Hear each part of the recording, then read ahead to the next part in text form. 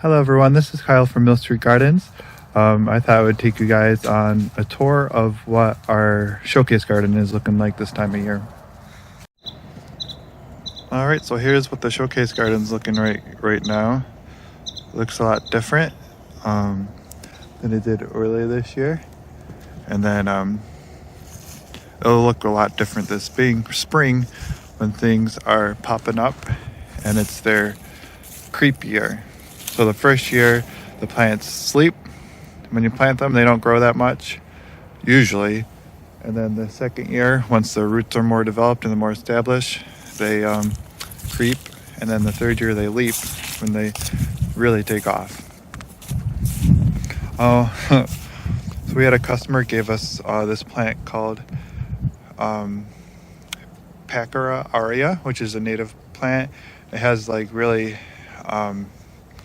pretty daisy flowers in the spring, and this one is starting to take off actually. So he gave us 2 little plants, and took a while for them to root in and be happy, but now they're really starting to spread. So this might be a really good option for a native ground cover. It's really pretty, seems to be pretty aggressive. It's our Grand Cascade butterfly bush. We have tons of plants in here. If you guys care to follow along, I'll just keep on talking about all of them. Over here, we have like a giant Maximilian sunflower, which is a native. We have a New Jersey tea,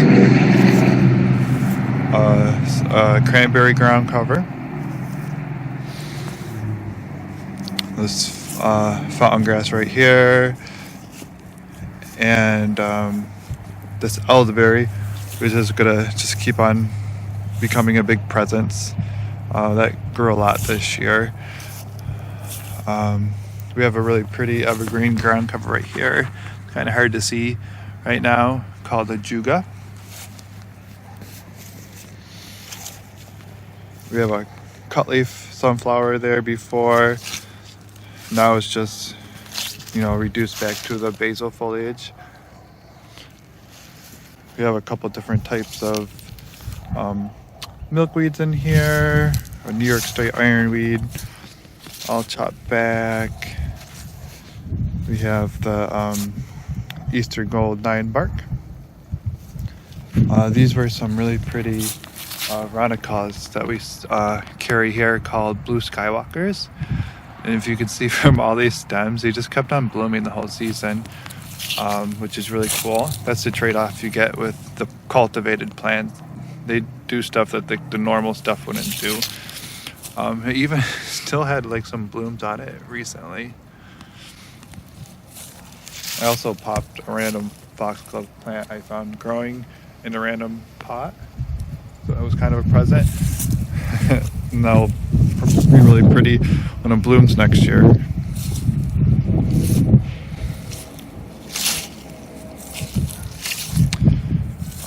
So we have lots of tall plants in the back. We have an elderberry plant that's going to get really big. We're going to have a willow that gets really big.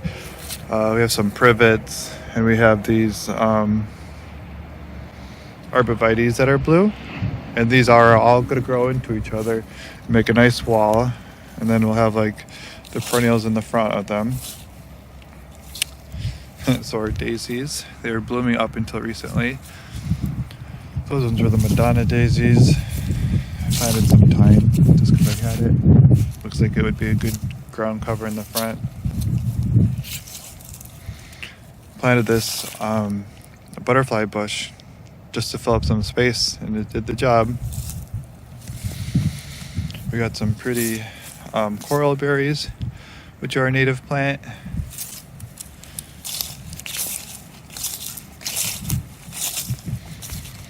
Our white gila, some astilbes, and then a big swath of some more natives to fill up some space. The helenium, the red lobelia, we have the blue lobelia, we have mountain mint with looks like someone's been snacking on my coral bells.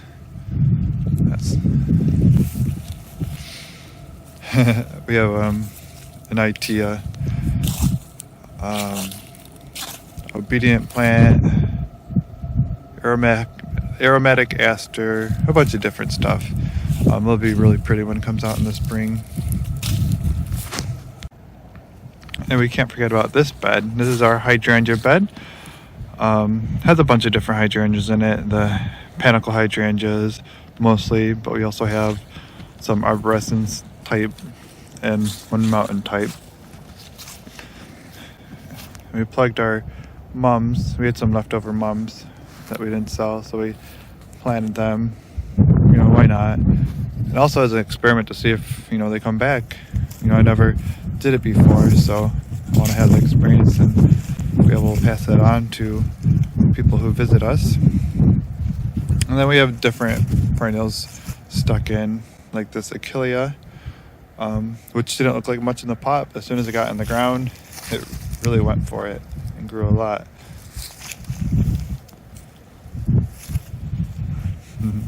You got some salvia and some red hot pokers. So when you are planting your gardens, it's good to like have like bigger shrubs, and these will be bigger. They just look small because they're, you know, their first year in the ground.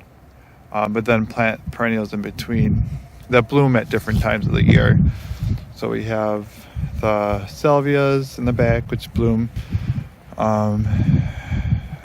at a different time than the red hot pokers up here.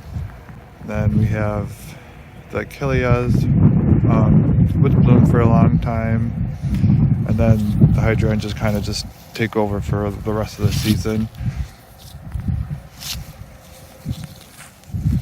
And over here we have our Miscanthus giganteus, which we're actually going to move. This is a really interesting grass that can get up to like 13 feet tall, I think. It's not native, but it doesn't spread by seed. So we're gonna lift this and we're gonna move it. We're gonna use it as part of like the back of the border to add some textural contrast. We'll move it in a couple different spots. So that'll look really cool. Something else that's interesting, can't really see on the camera that well, but this is very, very yellow.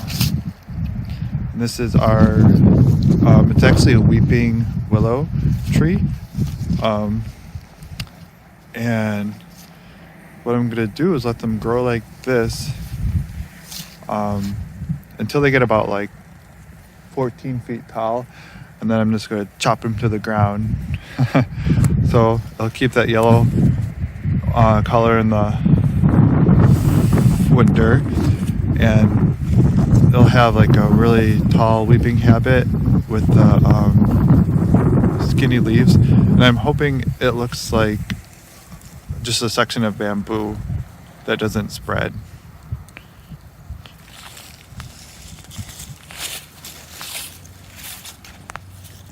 So that will look really cool to have that, you know, all those plants are on the edge. I mean, the borders are on the edge, and then like the clump of bamboo in the middle, and that fountain grass will be moved eventually.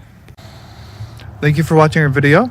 I'm really excited to see how the garden wakes up next spring, and excited for all the things that we'll be doing with the garden next year. If you have any questions or comments, please leave them in the comment section and we'll get back to you. Thank you.